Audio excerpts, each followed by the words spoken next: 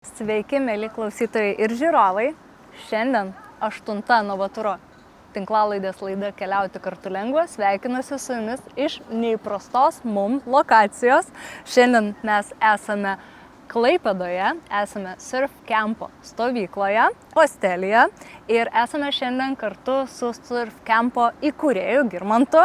Ir kartu turim Surf Campo stovyklos šerifą Butters, kuris kartu su mumis šiandien pokalbėje apie surfingą, banglentes lietuviškai, apie sportinį keliavimą, judėjimą, bangas, vasarą ir apie aktyvų laisvalaikį.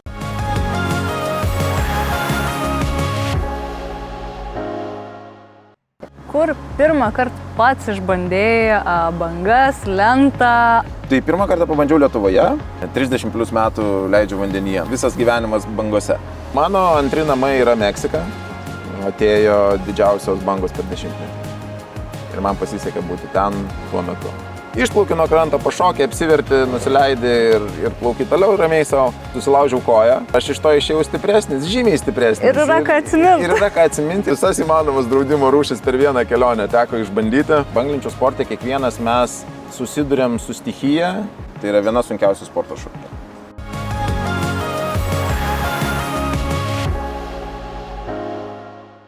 Tai sveiki, labai smagu, kad atvykot. Mes čia turim tokią, kaip sakom, oazę visur aplinkui, kur pažiūri debesys, o virš mūsų visą laiką šviečia saulė. Tai mes turim savo vasarą visą laiką. Šiandien Girmantas sakė, kad ir mane pabandys pastatyti ant lentos. Aš pataisysiu, mes nebandom šitoj stovyklai. Stojamės. Mes stosimės. Nes pastangų bandyti ir daryti reikia tiek pat. Tai mes iš karto einam daryti. Mes šiandien stosimės ant bangų. Aš kiekvienais metais keliaudama naujiem metam į Tenerifę vis bandau naujų metų pažadą pabandyti banglenčių sportą. Ir kadangi vienas iš tų vietų pasaulyje, kur tai padaryti labai paprasta, susiorganizuoti instruktorių labai greitai ir man viskas nors nepasiseka. Arba oro sąlygos būna netinkamas, arba instruktorius susirga ir aš vis dar niekaip neatsistojau ant tos lentos, tai šiandien sakiau, kad tai jau supratau, kad bus. Tai taip sakant, išeities nėra kitos. Pati Surf Camp, tos banglenčių stovyklos pradžia buvo tiesiog renginys, festivalis, kai mes vienam savaitgaliui susiveždavom visas banglentes, kurias čia Lietuvoje turėjom. Kai pirmą darėm, neturėjom, tai patys pagaminom 7 lentas. Susikvietėm daug draugų ir tiesiog savaitgalį leidome prie jūros bangose ir kaip tyčia pirmajai banglenčių stovyklai gavom labai geras bangas ir tada visiems žmonėms taiga nušvito palaukyti. Čia ir Baltijoje galima plaukėti su banglente. Tai pirmus 10 metų Surf Camp vyko būtent tokiu festivalio formatu. Suvažiavimas vykdavo. Suvažiuodavom vienam savaitgaliui, susikurdavom tą infrastruktūrą, kurios mums reikia, ar tai būtų tualetai, ar tai būtų, ten kažkokios palapinės, maitinimas, dar kažkas taip toliau, gyvenimas, kempingai, visa kita. Ir tai buvo toksai festivalis, kuris augo ganėtinai sparčiai, ten turbūt piko metu gal iki 2000 žmonių surinkdavom per savaitgalį, esam padarę virš 600 pamokų netgi per savaitgalį, rekordinį. Tai iš tikrųjų tos apimtys buvo visai nemažos, bet tuo pačiu tai buvo tokia, kaip pasakyti, dvejopi jausmai, nes iš vienos pusės tarsi viskas auga, viskas vyksta, plečiasi, bet iš kitos pusės mes taip pakrapštam paviršių ir nieko daugiau nepadarom. Ir taip sutapo, kad 16 metais Rio de Janeiro olimpinėse žaidynėse buvo tvirtinama ateinančių olimpinių žaidynių programa ir Tokijus paskelbė, kad oficialiai banglentės yra įtraukiamos į olimpinę programą. Ir tada su 17 metais, kai mes darėm 10-ąjį festivalį, kas ir mano buvo tikslas, aš jau taip po 8 metų sakiau, kad padarysiu 10.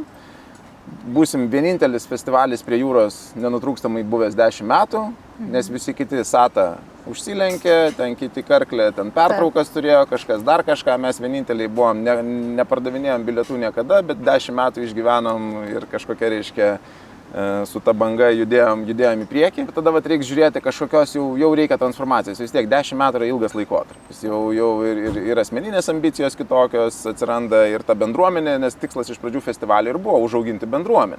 Kad atsirastų daugiau žmonių, kurie domisi banglenčių sportu, kurie bando banglenčių sportą, kurie keliauja, kurie dar kažką veikia. Ir Ir jau tada taip susiklostė, kad nuo 17 metų atsirado tam tikros gilesnės prielaidos vystyti sportą, jau žiūrėti šiek tiek giliau. Buvo čia įvairių bandymų ir vienaip, ir kitaip daryti, ir įvairių čia buvo ir iššūkių. Tai tos infrastruktūros vis dar susikurti labai taip nepavyko. Bet 20 metais, kai atėjo Covidas, atsivėrė galimybė įkelti koją į šitą teritoriją ir turėjom tiesiog tokią galimybę ir surizikavau. Tiesiog pagalvojau, kad Covidas ką tai reiškia. Visi lietuviai sėdės Lietuvoje. Jeigu jie vasarą norės kažką veikti, tai norės važiuoti prie jūros. Ko reikės prie jūros, reikės lovų. Tai šitus namukus, kuriuos turim, patys keliais praėjom, grindis suklojom, draugas banglentininkas susuko geras lovas padarė, nupirkom čiužinius, visą ką ir prasidėjo ta nauja surfkempo era, kur jau atsirado stovykla, atsirado toksai tęstinis tobulėjimas, atsirado gilesnis mokymas, atsirado grįžtantis klientai, su kuriais mes galime dirbti kur kas nuosekliau. Ir po truputį tai užaugo iki to, kur esame šiandien. Tai šių metų rezultatais dar kol kas negaliu pasidžiaugti, bet pernai metais mes savo akademijoje padarėm 6,5 tūkstančio banglenčių pamokų. Kaip mes vadinam, žmog pamokų. Nes ten į pamoką būna ir 4 žmonės ateina, ir 8. Tai vidutiniškai 65 žmonės per dieną. Manau, kad jokia kita banglenčių stovyklėlė pasaulyje neturi tokio reguliaraus srauto, kad darytų 65 pamokas per dieną vidutiniškai. Tai manau, kad mums čia prie Baltijos jūros tai yra pakankamai neblogas rezultatas. Aišku, svarbu turbūt yra pabrėžti tai, kad pusę tų pamokų, 3000 padarėme kartu su Nacionalinė sporto agentūra. Gavome finansavimą nemokamoms pamokoms Klaipėdos regiono gyventojams ir 3 mėnesius 120 klaipėdiečių 2 kart per savaitę brido į bangas, mokinosi, gaudė bangas ir... Bet susidomėjimas buvo, žmonės nori, matė informaciją, naudojasi ją, ar labiau buvo toks, būtų faina pabandyti, bet ne man? Labai geras klausimas. Mes, kai rašėme projektą, vieną iš rizikų nusimatėm, kad bus sunku surinkti 120 motyvuotų dalyvių, kurie 3 mėnesius norėtų reguliariai sportuoti ir judėti. Ir realybėje gavome visiškai atvirkštinį rezultatą, nes per 4 dienas užsiregistravo 1500 norinčių. Tada, kai mūsų srautas, mes tokiam srautui buvom visiškai nepasiruošę, nes tarkim, suvaldyti 1500 užklausų, tai čia yra 3 pilni etatai žmonių nuolatinio darbo prie telefono ir e-mailo. Dar tie visi žmonės, aišku, skambina iš karto, kad reiškia, tai aš čia užsiregistravau, tai jau rytoj būsiu. Tai koks rytoj būsiu, palaukit. Tai tada jau mes darėm antrą atranką, jau patikslinom sąlygas, kad būtinai įsipareigoja 3 mėnesius sportuoti, turi, reiškia, atsirinkom motyvuotus dalyvius ir iš tikrųjų pasikeitė gal ten 5 ar 6 tik tais dalyviai, o visi kiti sąžiningai sportavo visą laiką ir tai keletas buvo, kas dėl sveikatos problemų, ten kažkas ranką lygtai susilaužė, nebegalėjo tęsti, kažkas ten kitų sveikatos problemų turėjo, tai nebuvo tokių, gal 1-2 buvo tokie, kur atėjo, pasakė, nu čia ne man ir aš gal jau nebegrįšiu, reiškia. Visi kiti su didelėm ašarom negalėjo tęsti ir vietoj jų tikrai greitai atsirado, kas tą vietą užpildė. Tai čia toks irgi yra šiek tiek galbūt tokia perspektyva, kur mes žiūrim į tą banglenčių sportą ir jeigu mes ten paklausysim, reiškia, sporto funkcionierių, tai čia masiškumo nėra, čia to nėra, ano nėra ir čia finansuoti nereikia, čia rezultatų nebus ir panašiai. Nu, bet tai palaukit, o kiek reiškia banglenčių sporto infrastruktūros mes turime Lietuvoje ten paliktos po sovietmečio, vadinkim, nes nuo nepriklausomybės naujos infrastruktūros sukurtos nebuvo. Tai jeigu mes neturim infrastruktūros, mes tada negalim visiškai nieko ir kalbėti apie kažkokią tai skriptingą vystymą, plėtrą ir taip toliau, bet jeigu mes šnekam apie masiškumą, tai prašau, yra 1500 norinčių vien Klaipėdos regione ir čia per 4 dienas čia smarkiai nereklamuojant. Tai faktas, kad tas poreikis yra, sportas jis yra ir egzotiškas, ir patrauklus. Labai gaila, kad sezonas yra trumpas, bet dirbam su tuo, ką turim ir darom, ką galim geriausia. Kaip tik norėjau paklausti, ar žiemą nepradedat, nes ir klenčių entuziastai vis ir žiemą, ir naktim, ir naujų metų visus plaukimus organizuoja. Vis dar nepradėjot surasti žmonių, kurie sako, ai, visiškai nesvarbu tas oras, darom ir žiemą. Kaip pasakyti, tai tokių žmonių yra tikrai banglentininkų, kurie plaukioja visą žiemą, yra ir ten, nežinau, aš pats tai visą šventęs esu vandenį praleidęs, aš taip sakant irgi man 30 plus metų leidžiu vandenyje, nuo tada, kai pirmą bangą pasigavau, iki dabar tai yra tiesiog visas gyvenimas bangose. Ir iš principo tų žmonių yra, bet ta masė kritinė, jinai niekaip neišlaiko infrastruktūros, nes tai reiškia, tu turi vis tiek turėti kažkokį tais personalą, turi turėti kažkokias patalpas, dar kažką taip toliau, tai mes pasiskaičiuojam šildymo kainą ir suprantam, kad čia tų žiemos sporto entuziastų nebūtinai užteks mums. Tai šitame etape tikrai mes neplanuojame smarkiai čia investuoti į žiemos bangų gaudymą Baltijoje, bet mes tą šaltąjį sezoną kartu su paukščiais keliam sparnus ir ieškom šiltesnių bangų. Būtent ten yra proga pakeliauti tada ir laiko iš tikrųjų atsiranda, ne? Pačiam irgi pabandyti bangas kitur, nes tikriausiai prie tų bangų čia būni gerai įpratęs. Labai smagu, kad jūs irgi tikrai gausiai instruktorių siūlote ir tą pagalbą pradėti tą sportą, pažinti su juo saugiai, žinant techniką, žinant kaip elgtis su to vandeniu, nes tikrai ganėtinai dažnas dalykas, kaip pamatai, atrodo bandysiu tiesiog, be jokios priežiūros ir pradžiamokslio.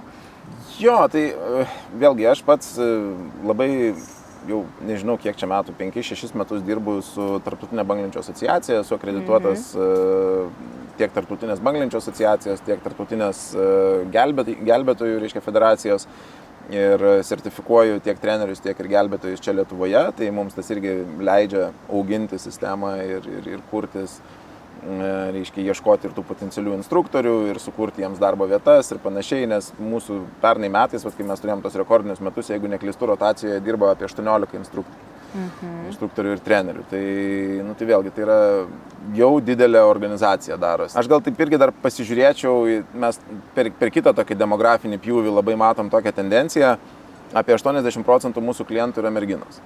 Ir atrodo, banglentės tarsi turėtų būti toksai vyriškesnis sportas, kažką. Bet realybė yra ta, kad vyrai, jeigu jie nori pabandyti banglenčių sportą, tai ką jie daro? Jie nusiperka Raineiro bilietą į Maroką, su draugeliu nuvaro su kuprinėm, ten kažkas gaunas, kažkas nesigauna. Jeigu ten prasileido, tai tada ai čia šūdas neįdomu, jeigu ten bangos mažos, tai ai čia šūdas bangos mažos ir panašiai. Ir jie taip ir labai sunkiai užsikabina. Merginos, tuo tarpu mes labai matom aiškiai, kad jos yra tokios taip atsargesnės, saugesnės, joms tas komfortas vandenyje ir gebėjimas, reiškia, ten tą informaciją metodiškai įsisavinti, tai tikrai, reiškia, labai padeda. Bet iš kitos pusės, jeigu mes pasižiūrim, tai tikrai sulaukiam labai daug grįžtamojo ryšio iš mūsų mokinių, kurie nuvažiuoja kur nors pasaulyje, ar ten į Balį, ar į Šri Lanką, ar į ten Maldyvus, tuos pačius Kanarus, ar dar kažkur. Ir grįžta ir sako, kaip gerai, kad mes šitą teoriją išklausėm čia. Pirmas dalykas, nėra kalbos barjero. Būtent. Antras dalykas, labai mažai mokyklų iš tikrųjų taip kokybiškai, metodiškai dėsto teoriją, nes kai tu esi turistas, tai mokyklos tikslas yra tave pastatyti ant lentos, per kelius alkūnės, kaip tau išeis, svarbu, kad tu atsistotum, tave nufotkintų ir tu išskristum namo su nuotrauka, aš buvau Balyje surfinu. Tai nėra visiškai tokio tęstinumo, nėra jokio tokio įsipareigojimo, kad tu taptum banglentininku. Yra tikslas, kad tu pabandytum banglentis, o ne kad taptum banglentininku. Ir trečias dalykas galbūt yra tai, kad, kaip aš sakau, yra labai didelė prabanga važiuoti ten į Indoneziją ir mokytis, jeigu tu gali tuos pačius pagrindus išmokti čia, ir tada nuvažiavęs realiai pasimėgauti tomis bangomis, tomis kokybiškomis, gražiomis bangomis, kurios yra tenais. Tai labai tas matosi ir būtent iš tos mūsų bendruomenės augančios, kad tie jau, kas supranta, kiek daug jie čia gali išmokti, jie ir grįžta, ir mokosi, ir tobulėja, ir kiekvieną vasarą tą kartoja, ir paskui važiuoja į keliones, ir tose kelionėse sulaukia komplimentų iš trenerių, iš kur jūs čia taip gerai įrėtės, iš kur jūs čia taip gerai tą darot, iš kur jūs taip gerai aną darot. Nu ką, pas mus Baltija buvo lygi visą vasarą, tai visą vasarą irščiausi ant lentos ir viskas. Ir nuvažiuoji į Portugaliją ir treneris netiki, kaip tu čia, reiškia, turi tiek jėgos irtis ir tokia taisyklinga technika. Tai manau, kad mes čia Lietuvoje tikrai turime visas sąlygas tam banglenčių sportui ir tobulėjimui vandenyje. Klausimas yra tik tais, ar mes norime tai žiūrėti kaip į pramogą, ar mes, taip sakant, norim, kad tai būtų kažkokia didesnė mūsų gyvenimo dalis. Ir labai man įdomu tai, kad kitos lentų sportai, kaip jėgos aitvarai arba tas wakeboardai, kurie labai išpopuliarėjo, jie turi tokį didžiulį, labai greitą, kaip sakau, populiarumo jėgą, bet man labai įdomu, kodėl banglentės šitoje vietoje taip sparčiai nepopuliarėja arba netokiu masiškumu. Ar dėl to, kad tai yra labiau marketingo, reklamos dalykas, ar iš tikrųjų yra kažkokios indikacijos, kad tai padaryti lengviau, paprasčiau išmokti? Tai faktas yra tai, kad banglenčių sportas turi vieną lėčiausių tobulėjimo kreivį. Tai yra viena sunkiausių sporto šakų. Tiesiog. Šalia fizinės jėgos, ištvermės, mobilumo, ko neslėpkim, šiandienos žmogui visų šitų 3 komponentų potencialiai trūksta. Šalia to atsiranda psichologija, atsiranda tas toksai taktinis pasiruošimas, nes jeigu tu negebi skaityti bangų ir suprasti, kur tau sėdėti, kurią bangą išsirinkti, kurią bangą gaudyti, į kurią pusę čiuožti ir ką daryti ir taip toliau, ir taip toliau, ir taip toliau, tai jeigu tu neturi jėgos nuplaukti iki tos bangos, o jau kai nuplaukiai, neturi taktinių žinių, kurią čia tą bangą imti ir panašiai, tai mes tokią analogiją su futbolu visą laiką taikom. Sakom, reiškia, įsivaizduojam dabar, jeigu aš ateinu sportuoti futbolą, persirengiu aprangą, užsirišu bucus, pasiimu kamuolį, išeinu į stadioną, 20 sekundžių paspardau kamuolį, maždaug tiek laiko pradinukas slysta banga per pirmą pamoką. Ir tada, reiškia, einu į dušą, persirengiu, grįžtu namo, viskas. Okay, done. Kitą dieną ateinu į treniruotę, persirengiu, užsirišu bucus, pasiimu kamuolį, išeinu, stadiono nėra. Tai koks būtų mūsų futbolo progresas? Tai būtent tas toksai tempas ir tas galėjimas, aiškia, mūsų vėlgi ta metodika, kurią mes sukūrėme kartu ir su kitais treneriais ir su ta pasaulinė patirtimi, nes tokių kursų pranešėjų, sertifikuotojų kaip aš, pasaulyje yra apie 30, mes turim reguliarius susitikimus ir panašiai, tai mes tas pačias geriausias praktikas, viską, kas yra pasaulyje, mes viską taikome čia. Ir mūsų ta metodika, jinai prieš 5-6 metus aš taip savo buvau išsikėlęs tokį tikslą, kad mes turim atsiriboti nuo gamtinių sąlygų, nes jeigu mes lauksim gerų bangų tam, kad mes mokintume žmonės plaukioti banglentę, tai mes turėsim 3 dienas per metus ir iš to nieko nesigaus. Dėl to visa metodika yra pritaikyta taip, kad mes galim dirbti net ir kai nėra bangų, tobulinti tam tikrus įgūdžius, tada kai atsiranda bangos, jau visi žmonės 2 galvom priekyje ir kai mes pažiūrim, kaip ten merginos, moterys 30-40 metų, reiškia 1-2 sezonus pas mus paplaukė ir ratais lekia aplink visus bičius, kurie ten savo moksliai lipa, kaip išeina, taip ir lipa. Tai labai smagu matyti, kaip visa tai veikia. Ir tas metodiškumas jisai yra labai, labai svarbus tam tokiam sklandžiam procesui. O kiek vidutiniškai, tarkim, tokiam kaip aš, žaliam visiškai banglenčių sportą, reikėtų pabandymų, pamokų tam, kad galėtum atskristi kažkur pabandyti kitokią vandens, nes vėlgi pripratimo momentas prie kiekvieno skirtingo vandens šaltinio tai didelis, bet kad jaustumės jau šiek tiek saugiau, vidutiniškai. Tai mes turim tokią dabar jau šiais metais 8 pamokų metodiką, bet tas nuo 5 iki 8 pridėjom tik tai šiais metais. Iki šiol mes turėjom tokią 4 pamokų metodiką, kur žmogus išmoksta elementarius pagrindus. Pirma pamoka yra tiesiog saugumas vandenyje, net nekeliam lūkesčio, kad ten taisyklingai įstosimės, kažką darysim ir panašiai, tiesiog suprasti, kaip tame vandenyje saugiai elgtis, kokie yra realūs pavojai, kokie yra realūs, reiškia, ar išsigalvoti pavojai ten tose bangose ir panašiai. Antra pamoka yra apie bangas, kaip ir kodėl banga susiformuoja, kaip ir kodėl jinai lūžta, kaip susiformuoja srovės, kas yra labai naudinga informacija kiekvienam, ypač keliaujančiam prie vandenyno ir panašiai. Mes beje ten tokius seminarus irgi važinėjom ir po mokyklas vedam, pasakojam vaikams ir panašiai. Ir čia nesu sutikęs ne vieno žmogaus, kuris po antro seminaro sakytų, ai čia neįdomu. Ten atvirkščiai visi tokiom akim reiškia, kodėl niekas to niekur niekada nesako. Nes tos edukacijos iš tikrųjų reiškia trūkumas yra. Trečia pamoka yra būtent jau apie navigaciją, apie tai, jau kai mes žinom, kaip ir kodėl ta banga lūžta, jau mes galim pradėti jos ieškoti, ją pasiekti. Ir ketvirta pamoka yra apie etiketą.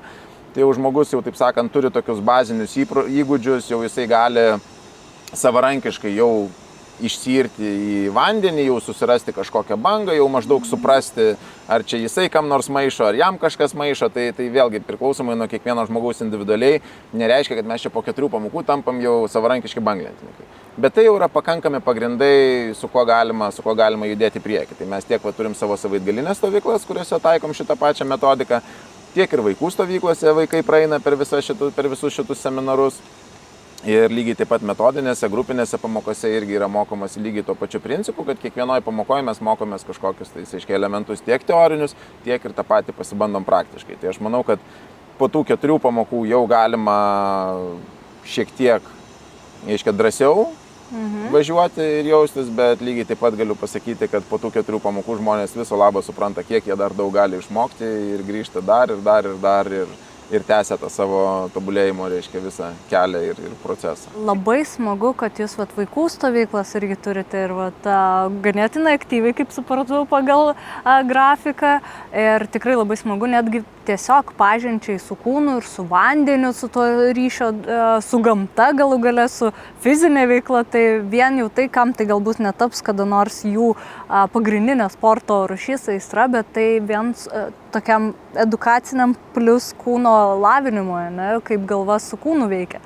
Ir ne tik, ir tas toksai vėlgi, aš kaip sakau, tas banglenčių sportas, jisai yra, banglenčių sporte kiekvienas mes susiduriam su stichija ir su tokiom pamatiniam vertybėm, pamatiniais dalykais. Nes ten įsijungia ir išgyvenimo principai ir visa kita, ir mes turim kažkur ir per save perlipti, ir kažkur, taip sakant, priimti tai, kas vyksta. Tai mes sulaukėm ir tėvų laiškų, kad vaikai iš stovyklos grįžo ne tai, kad ten gerai praleidę laiką, bet žymiai labiau savim pasitikė. Ten buvo vienas labai gražus atsiliepimas po mūsų nacionalinės sporto agentūros projekto, kad ten mama parašė, kaip viena mergaitė, jinai buvo tokia visai nedrasi ir tokia tylesnė, ramesnė, ir jinai perėjo iš 4 į 5 klasę į naują mokyklą.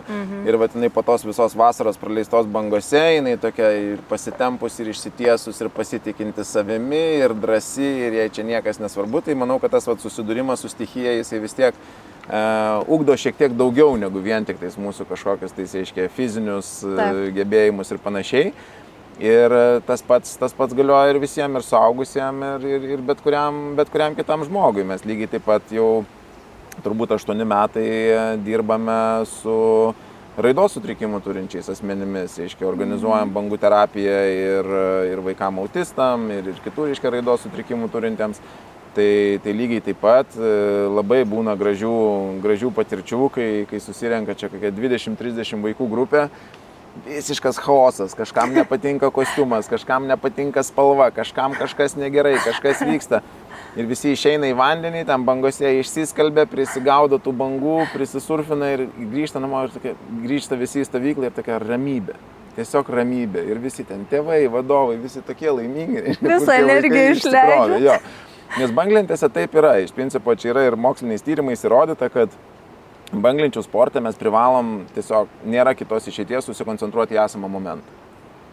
Kas vyksta čia ir dabar. Nes kas buvo prieš 2 sekundės, nesvarbu, banga praėjo. Kas bus už 2 sekundžių, irgi nesvarbu, nes banga dar neatėjo. Ir tu turi balansą, tu turi laikyti čia ir dabar, daryti sprendimus tu turi čia ir dabar. Ir tu esi pilnai susikoncentravęs į tą būtent esamą momentą.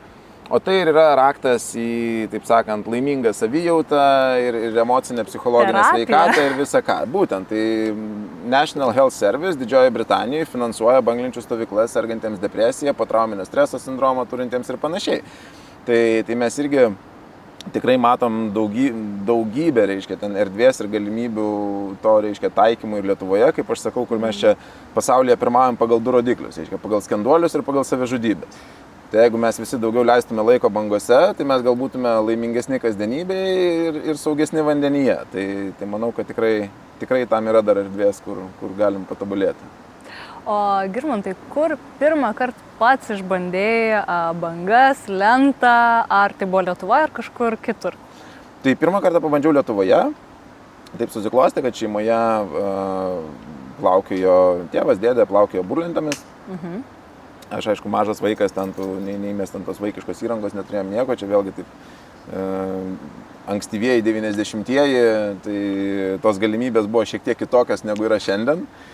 Ir tiesiog kažkaip pasimdavau aš tą lentą ir eidavau irstytis į vandenį vis karts nuo karto. Ir taip tos pirmosios kelios bangelės pagautos, tas jausmas ir yra tai, ką kiekvienas banglentininkas ir vaikosi visą savo likusį gyvenimą. Kai tu pagauni tą pirmą bangą, tai vienintelė problema, kad tam jausmui atkartoti reikia vis didesnės dozės. Ir tada reiškia didesnės bangos, ilgesnės bangos, gražesnės, statesnės, dar kažkokios. Tai taip visą gyvenimą ir vaikaisi tas bangas. Tai aš manau, būtent tas informacijos prieinamumas yra esminis skirtumas tarp šiandienos ir 20 metų atgal, kur jeigu mes ten šnekam apie ankstyvuosius, bet apie ankstyvąjį surfkampą, kai mes gaminom banglentes, tai pradėkim nuo to, kad YouTube'o nebuvo dar. Nebuvo kur pasižiūrėti, o kaip man gaminti banglentę, iš kokių medžiagų ir kokios jinai formos turi būti.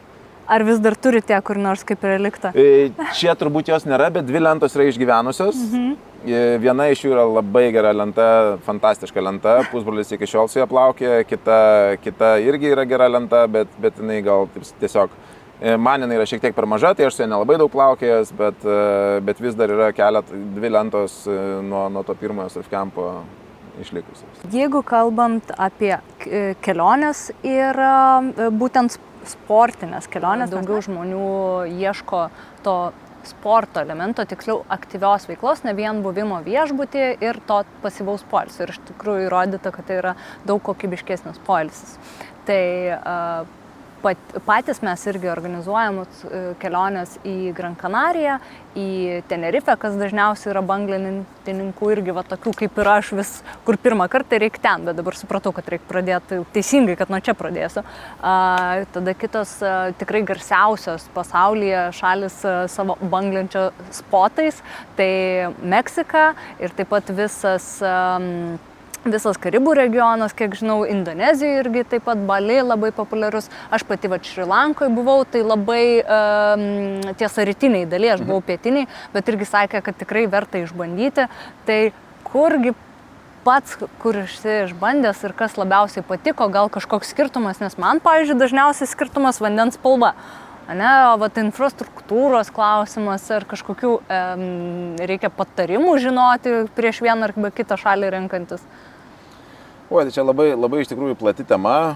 Aš manau, kad tas keliavimas aktyviam sportui, jisai vėlgi gali būti kategorizuojamas į kelias, vadinkim, lentynas. Pavyzdžiui, slidinėjimo kelionės. Taip. Mes galim nuskraidinti pilną lėktuvą slidininkų į kalnus. Jie visi nusiperka ski pasą ir jie visi yra lygiaverčiai turintys vienodas teisės slidinėti tose trasose ant to kalno. Ir tada kaip ir viskas aišku, atsiranda masiškumas, atsiranda kažkokie srautai, atsiranda, taip sakant, toks aišku, apie ką čia tos kelionės. Jeigu mes paimam ten kokius, reiškia, ar tos pačius wake parkus, ir kaitai šiek tiek irgi, taip pat, reiškia, burlentės, vėlgi mes galim keliauti su gana didelė grupe, nes vandenyje net ir ta didesnė grupė, jie kažkaip vienas kitam netaip smarkiai maišo. Jeigu mes kalbam apie bangas ir apie banglentes, tai mes turime įvertinti ir suprasti, kad tų tikrai gerų sąlygų net ir tose pasauliniuose spotuose jų nėra tiek daug, kaip atrodo. Nes visos tos nuotraukos, kurias mes matom kataloguose ir viršeliuose, Taip. Jos yra nufotografuotos per tą dieną, tada, kai buvo gerai. Aha. Bet kad taip bus kiekvieną dieną, garantijų tikrai nėra. Kartais būna metai ir būna metų, kur kažkoks spotas net ir neįsijungia ir iš viso jisai neveikia. Tai link kur aš krypstu, kad pirmas dalykas yra tai, kad tas gerų bangų skaičius jisai yra ribotas. Tada natūraliai atsiranda tokie papildomi aspektai, kad vėlgi jeigu tu keliauji tada su didelė grupe į bangas, tai tu savo atsiskraidini, taip sakant, daugiau trukdžių negu naudos. Tai vat, kai mes šnekam apie banglenčių sporto keliones, dėl to yra labai, labai nedaug tokių, kaip pasakyti, tokio organizuoto keliavimo, nes šalia viso to dar atsiranda ir toks lokalizmo faktorius, kur lokalai, taip vadinami, vietiniai banglentininkai, jie irgi gali taip protekcionistiškai pasižiūrėti į turistus, kuriems čia visai nereikia, kad čia kažkokie turistai maišytųsi po kojomis, kai bangos yra geros. Aš kaip sakau, vat, kaip lietuviai paaiškinti, kas yra lokalizmas. Tai vat, kai pas mus čia buvo svarstymai įstatymo, ar leisti užsieniečiam pirkti žemę, tai su šakėm visi stojo ginti, kad čia vat, mūsų žemelės niekas neišveš iš čia. Tai vat, panašiai yra, reiškia, ir bangose, kur būna ir iki smurto prieina, ir iki konfliktų įvairių, reiškia, ir verbalinių, ir ne tik. Ir tie lokalai, vietiniai, jie dažnai irgi gali būti tokie, gali būti net ir agresyvūs. Ir tada vėlgi nuo to ir priklauso, reiškia, o tai kur tada keliauti? Ir kaip tada keliauti? Ir dėl to banglentininkai labai dažnai keliauja tiesiog žymiai mažesnėmis grupelėmis, nes tiesiog nori būti lankstesni, nori ne taip atkreipti į save dėmesį galbūt ir panašiai. Dėl to tas toks organizuotas keliavimas jisai yra šiek tiek sudėtingesnis. Bet lygiai taip pat, žinant, turint geras vietas, partneriaujant su vietinėmis mokyklomis, su vietinėmis bendruomenėmis ir panašiai, tikrai yra reiškia, erdvės ir tam tokiam organizuotam keliavimui. Ir panašiai faktas yra tas, kad banglenčių sportas yra visiškai neatsiejamas nuo keliavimo. Aš kažkur esu skaitęs tokią mintį, kad keliavimas yra ne tikslas, bet viso labo subproduktas. Nes jeigu tu nori bangos, tai tu pakeliui aplankai keletą sostinių, ten pravažiuoji pro kažkokius kaimus, ten dar kažką tais padarai, tam, kad tu atsidurtum prie tos bangos, kur tu norėjai ją, reiškia, pasiekti. Tai tas keliavimas jis yra subproduktas, kuris yra tiesiog reikalingas tam, kad tu atsidurtum tenais. O pagauti tą kažkokią specifinę bangą, kitą bangą, kitokią, didesnę, aštresnę ir panašiai, tai čia tai yra nuolatinė pilna kiekvieno keliautojo, kaip pasakyti, ir gyvenimo filosofija, ir tikslas, ir noras, ir tam dėl to jie ir stengiasi, kad jie galėtų kažkur nuvažiavę, galėtų kažką reiškia, kažkokią tą bangą savo surasti. Tai kur tau yra pavykę savo tą geriausią bangą arba kelios gal vietos yra, kur tos bangos tau įsimintinos, kur tą adrenalinų tokį jau paliko, kur dabar kartelė iškelta aukštai? Tai mano antri namai yra Meksika, Baja Kalifornija pusiasalis, Žemutinė Kalifornija. Nuvažiavau tenais 2009 metų rudenį. Ir 2010 pavasarį taip susiklostė, kad porą dienų, savaitę, gal mažiau negu savaitę prieš išvykstant, atėjo didžiausios bangos per 10-metį. Ir man pasisekė būti ten tuo metu. Tuo metu aš nežinojau, kad tai buvo didžiausios bangos per 10-metį. Man tada buvo, wow, jeigu čia taip, tai aš čia grįšiu kas kart. Ir nuo 20 gegužės 20 iki šiandienos tokių bangų Meksikoje buvo 3 kartus, įskaitant tą pirmą. O tai visai neblogai, nes galvoju, vis dar laukia. Man pasisekė, vieną kartą dar buvau 2015 Liepą, kai buvo panašios bangos, ir paskui buvo gal 18, 19 ar 20, gal kažkur ten tuo metu rugpjūtis, kur buvo tiesiog... Aš neatsimenu, ar dėl COVID aš negalėjau keliauti, ar tiesiog rugpjūtis natūraliai aš negalėjau, reiškia, būti, buvau Lietuvoje, nebuvau Meksikoje, tai tos, reiškia, trečios didžiausios dienos nepasiekiau, nebuvau tenais, bet faktas, kad man Meksika man yra antrieji namai ir kultūriškai ir visaip kaip, o bangos, kurios yra tenais, tai šalia to, kad tai yra labai geros bangos, world class visiškai, ten visiškai nėra žmonių, ten yra dykuma. Ir tas vienas, pavyzdžiui, mano vienas mėgstamesnių spotų, kur aš surfinu, tai aš ten daugiausiai laiko aš esu plaukėjęs tiesiog vienas. Tai va ta galimybė būti tenais ir nebūti tarp kitų žmonių ir man visi, tai ką tu ten į tą Meksiką važinėjai, tas anas, čia Indonezija, čia tas. Nu jo, sakau, nuvarysiu aš į Indoneziją, bet man varyti Indonezijoje į kažkokius vidutiniokus spotus man yra netaip įdomu. Jeigu varyti gerus spotus, tai tada tu ten stumdaisi su vietiniais ir su profais ir tada gerai, banga bus 20% geresnė, bet aš pagausiu 80% mažiau bangų. Čia aš sėdžiu vienas, aš, reiškia, pagaunu bangą, kuri, potencialiai galbūt yra kažkuo prastesnė, bet aš jų pagaunu 5 kartus daugiau. Ir tai yra vėlgi kur kas didesnė siekiamybė ir kur kas didesnis malonumas yra turėti daugiau tų bangų savo, negu kad su kažkuo aplinkui stumdytis. O keliaujant, leidžiant laiką Meksikoje ir skirtingais sezonais ir panašiai vis atsiranda daugiau ir daugiau įvairių tų patirčių ir naujų spotų surandama. Ir taip kalbant bendrai apie tas kryptis, mes čia šnekam Kanarai, ten Karibai, Afrika, Marokas, Portugalija, yra tada, reiškia, tai čia visas Atlanto vandenynas. Tada turim Indijos vandenyną, ten ar tai būtų Mauricijus, Maldyvai, Šri Lanka, Indonezija ir panašiai, ar turim tada Australiją, plus visą Polineziją. Tai Ramusis vandenynas turi maždaug tiek pat vandens, kiek visi kiti vandenynai kartu sudėjus. Ir vis dėlto bangų kokybė didesnėme vandens telkinyje, jinai visą laiką yra tiek kartų geresnė. Vėlgi irgi bangos nėra taip, kad jos yra kiekvieną dieną. Yra vis tiek kažkokie cikliškumai, 3, 4, 5 dienas geros bangos, paskui bangos parimsta ir panašiai. Tai visą laiką yra erdvės kažkur pakeliauti, kažką paveikti. Mes ten viena įspūdingiausių kelionių, ką esu, pavyzdžiui, Bahoj veikęs, tai su mulais leidomės į kanjoną ieškoti urvinių piešinių. Yra regionas, kur urviniai piešiniai datuojami apie 11,5 tūkstančių metų. Kitaip tariant, paneigia visą dabartinę evoliucijos teoriją. Nes dabartinė evoliucijos teorija, kad prieš 10 000 metų žmonės iš Afrikos migravo po visą pasaulį.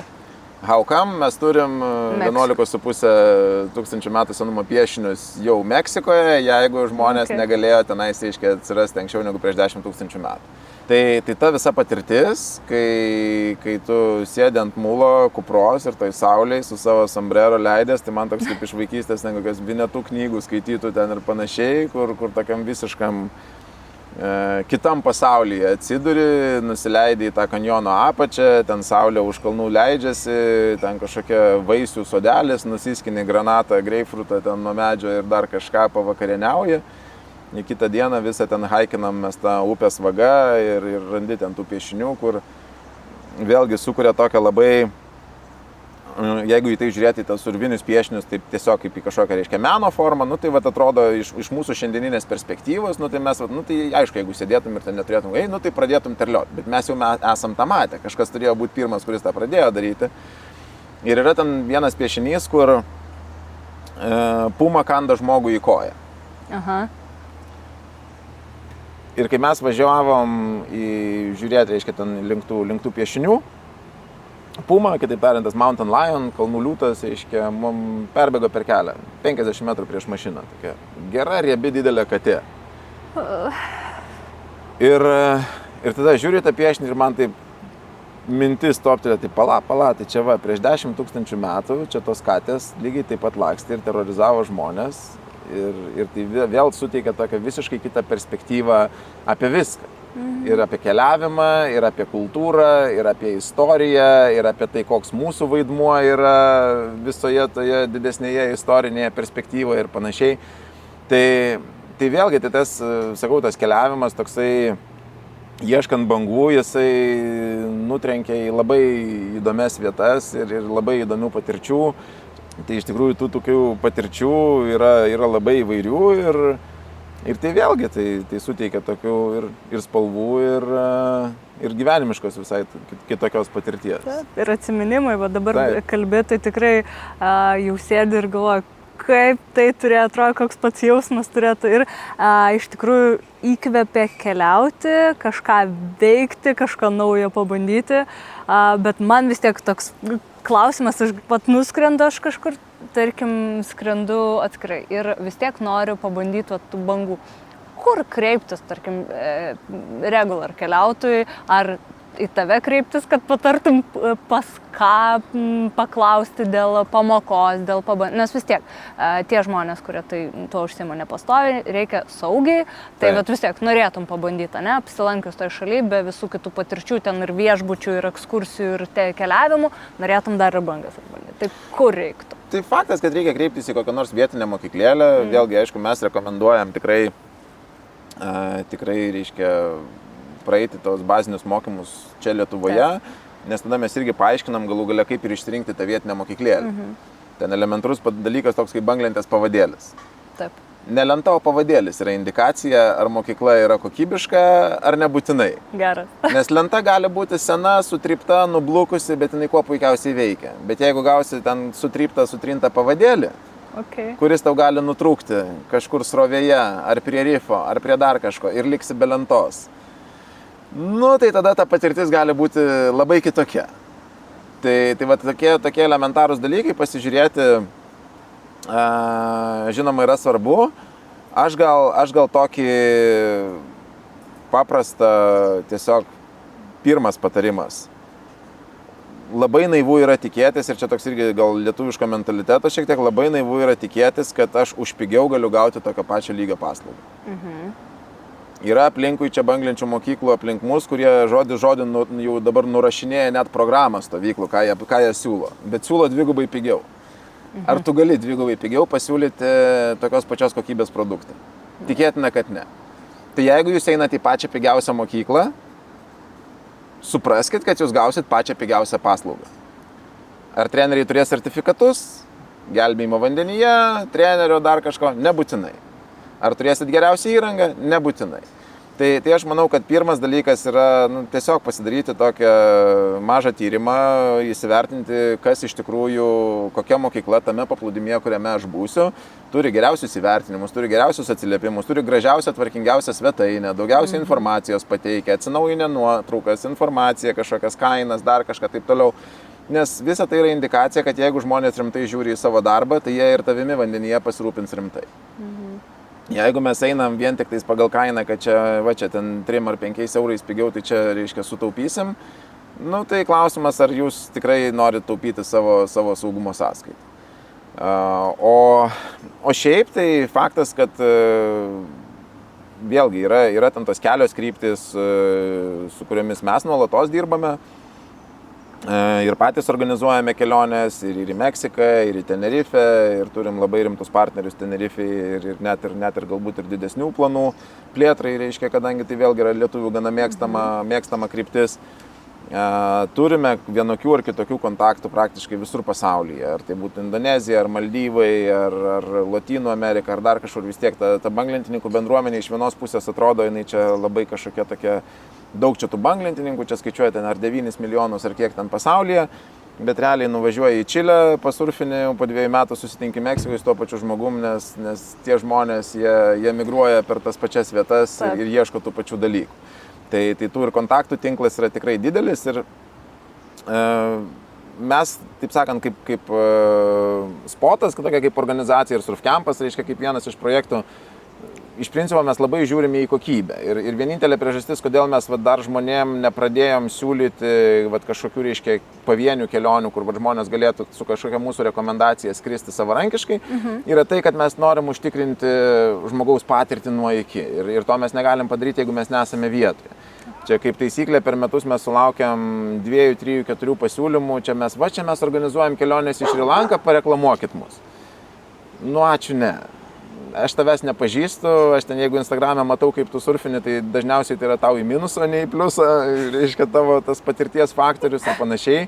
Tai mes taip labai saugom savo vardą ir savo rekomendacijas ir po truputį tas rekomendacijas jau pradedam, reiškia, dalinti ir padėti žmonėms susiplanuoti kažkokią tais kelionę, kažkokią tais kryptį. Bet didelę dalim vis tiek mes labiausiai rūpiname savo bendruomenę, kuri tikrai yra auganti gana sparčiai. Ir vėlgi tas labai pasimato, kai mes, tarkim, organizuojame kelionę ir skrenda 10 žmonių, kurie yra pas mus buvę ne vienoje stovykloje, buvę pamokose ir panašiai. Ir tada atskrenda 2 kažkas, nu mes čia buvom Baly, buvom Portugalijoje, čia kažką mokam. ir tu nuskrendi su 12 žmonių ir tu turi tokį lygių skirtumą, kur tie buvę ir Bali, ir Portugalijoje nemoka elementarių dalykų ir jais tada reikia rūpintis, jiem tada netinka spotai, kur plaukia visi kiti. Ir mes jau čia iš viso artėjom prie to, kad mes sakėm, kad iš viso jau tada į keliones reikės vežti tik tuos žmonės, kurie yra baigę pas mus mokymus, nes mes tada žinom, ką jie moka, ko jie nemoka ir kaip mes su jais galim, aiškiai, susitvarkyti vandenyje. Tai sakau, tai tas savarankiškas keliavimas, jisai tikrai yra sveikintinas ir skatintinas, darykit, bet tikrai netaupykit. Skriskit į geriausias, brangiausias mokyklas, gausit geriausią patirtį, išmoksit daugiausiai dalykų ir bus geriausias rezultatas. O jeigu norit, taip sakant, su pilnu komfortu tą visą daryti, tai tada junkitės į surfkampo bendruomenę, eikit į pamokas, nes visą tai, ką mokysitės, dar ir mokysitės savo gimtąją kalbą. Tai tas informacijos perdavimas, aš įsivaizduokit, aiškiai, kad nuskrendat į Šri Lanką, į Balį ten ar kažkur, tai šalia to, kad nebūtinai ta kokybinė kartelė, dar yra kalbos barjeras. Taip.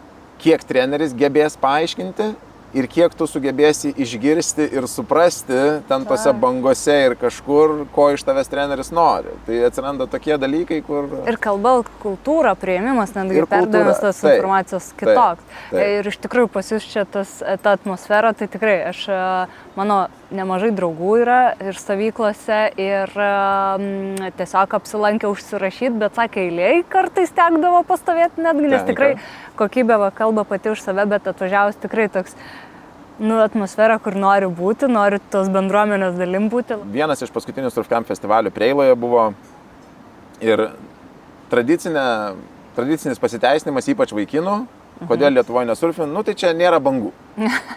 Ar šūdinos, ar nėra bangų, ar dar kažkas. Ir tada mes atsimenam, reiškia, ten buvo prieš paskutinis gal, reiškia, festivalis Preiloje ir atėjo, ten 30 cm bangelės, ten juokas. Ir vakare ten kažkas šneka, pasakoja, bangos, horizontą užstoja. Ir čia irgi tokia perspektyva, kad ten tau tiem pirmiem žingsniam nereik tau nei metro, nei 2, nei dar kažko. Tu nuskrisi į Tenerifę, nuskrisi į Balį, tu pirmą pamoką eisi ant tos pačios 30 cm bangelės, nes tai yra tai, ko tau reikia pirmame žingsnyje. Čia maždaug aš po šiandienos patirties sakysiu, tokios bangos ar man. Šitą galim garantuoti, nes šiandien geros bangos. Oh my god. Tiesiai Tenerifę paskui. Taip.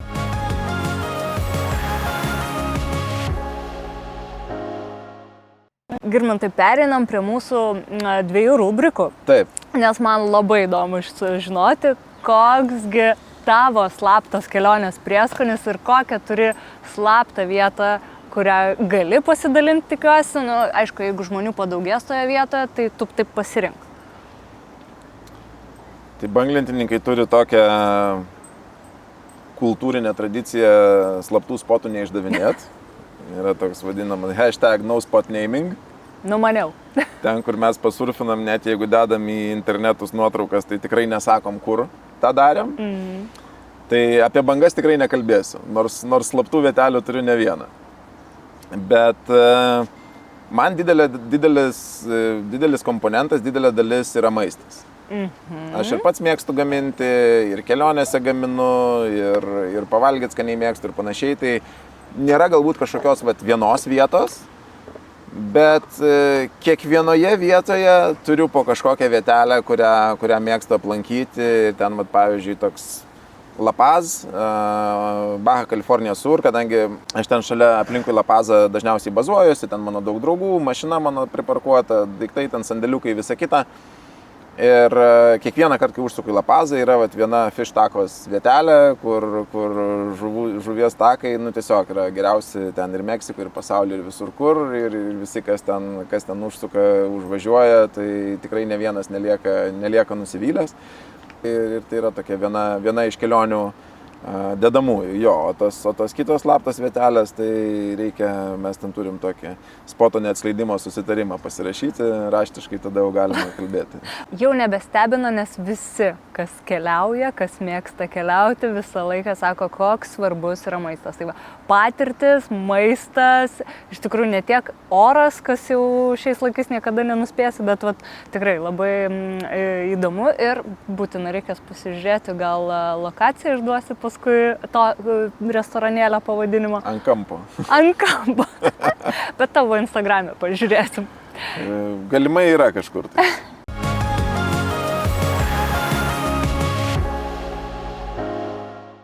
Tai tavo didžiausias kelionės feilas?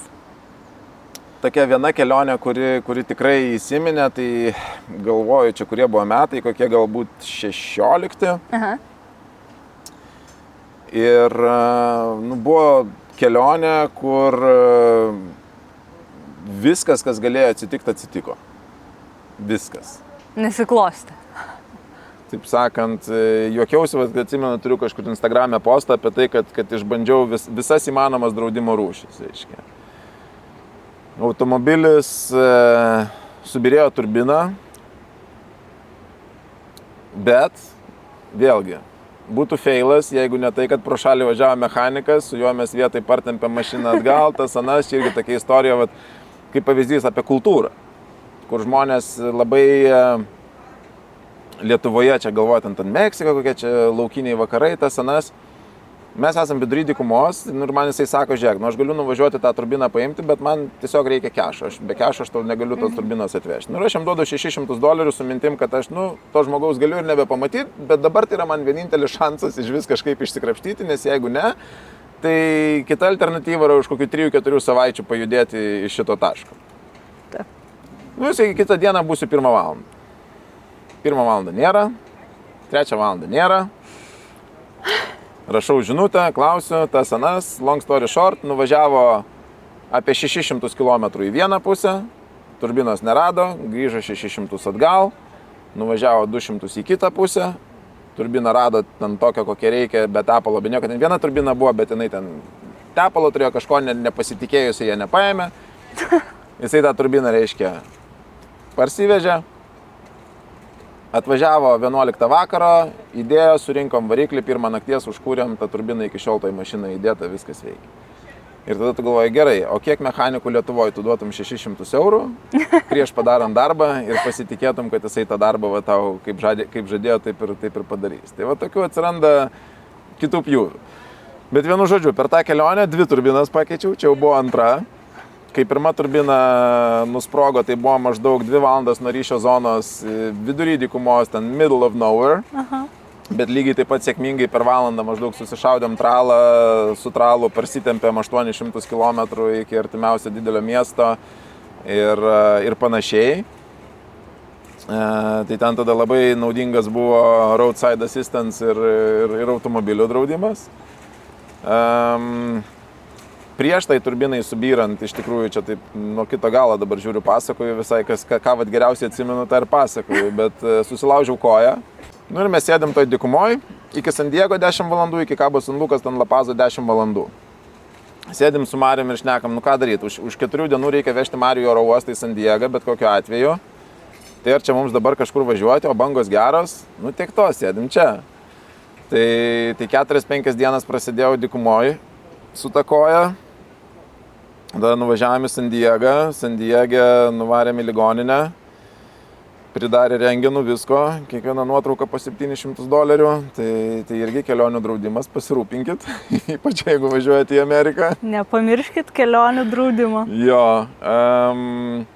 tai tada jau pasakė, kad koja lūžo, davė įtvarą, dar kažką. Tai bagažas dingo toj kelionėje ir man atrodo dar kažkaip į priekį skrendant ar ten į tą, kur būna rytų pakrantė, ten tie snowstormai, reiškia didžiulės sniego audros, kur ten visi oro uostai užsidaro viskas, tai man atrodo, kad tais metais, kai skridau į priekį, strigau New York'e, neišskridau iš New Yorko, kai turėjau, nes jo, reiškia, užėjo ta audra didžiulė ir visus skrydžius sustabdė.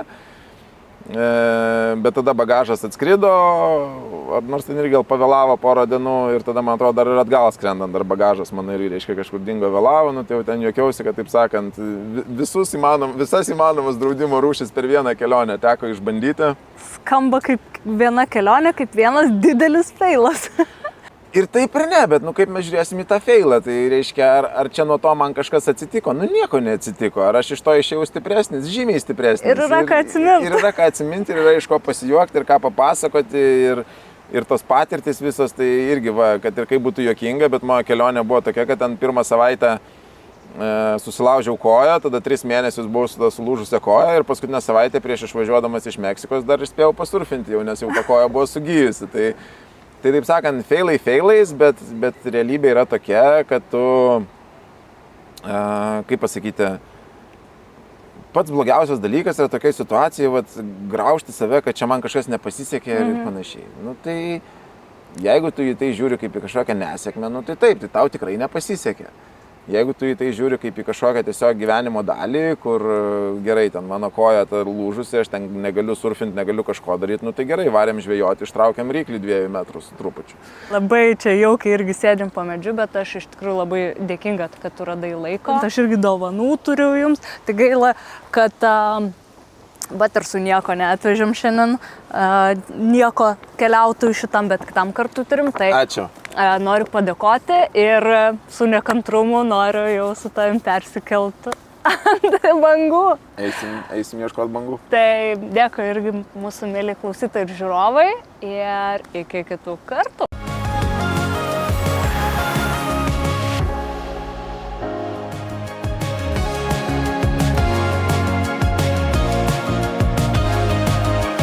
Pirma yra saugumas visą laiką, tai pirma taisyklė yra visada pasiruošęs plaukti. Tada antra taisyklė yra pilni plaučiai oro. Jeigu nukrentam, tai kad po vandeniu visą laiką turėtume oro, kad galėtume išbūti po jo.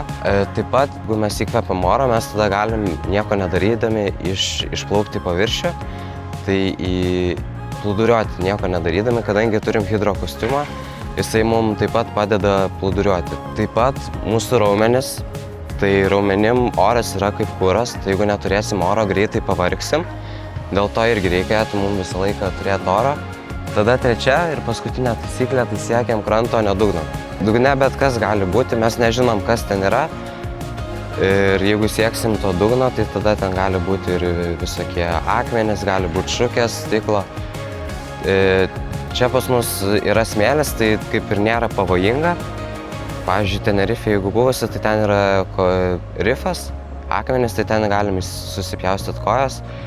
Taip pat vandenį gali visokie vandens gyviai slėptis, ten jūros ežiai, tai jeigu užminsim, tada įsidursim, paskui reikės traukti iš kojos tos spyglius.